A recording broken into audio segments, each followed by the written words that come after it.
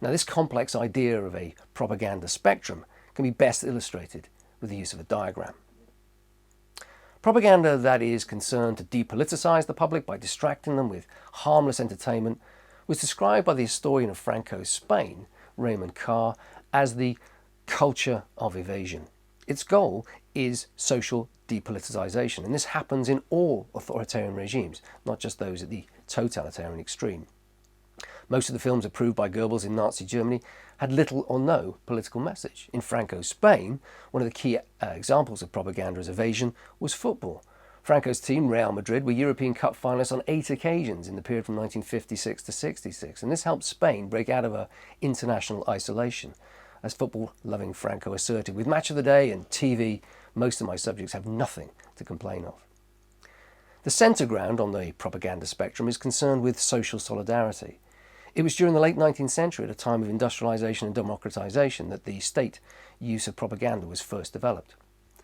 As an increasingly democratic state was forced to accommodate the views of wider sections of the populace, elite groups tried to influence public opinion in their own interest.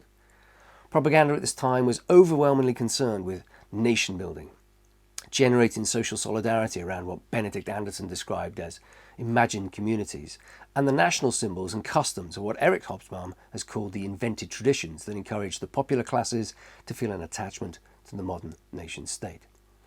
The First World War took the relatively subtle peacetime culture of nation building and gradually replaced it with a systematic mechanism of censorship and propaganda. In fighting a total war, governments took unprecedented control over all areas of national life, and the control of information was central to this. Modern authoritarianism simply extended it and applied it in times of peace.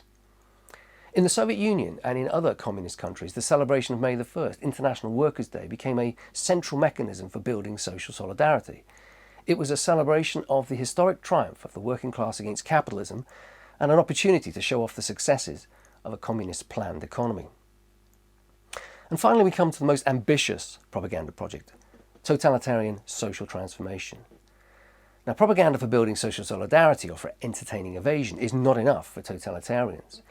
Totalitarian regimes need to mobilize whole swathes of the population in support of the transformative program, and in the process they seek even to transform what it means to be human. For Stalin, the project of building communist society required the creation of a communist man, a distinctive and higher order of human nature than had been possible under feudalism and capitalism. In Mao's China, the Cultural Revolution set out to create a new human being by destroying all that was old, even replacing the traditional opera with new revolutionary versions that reinforced the goals of the workers' regime.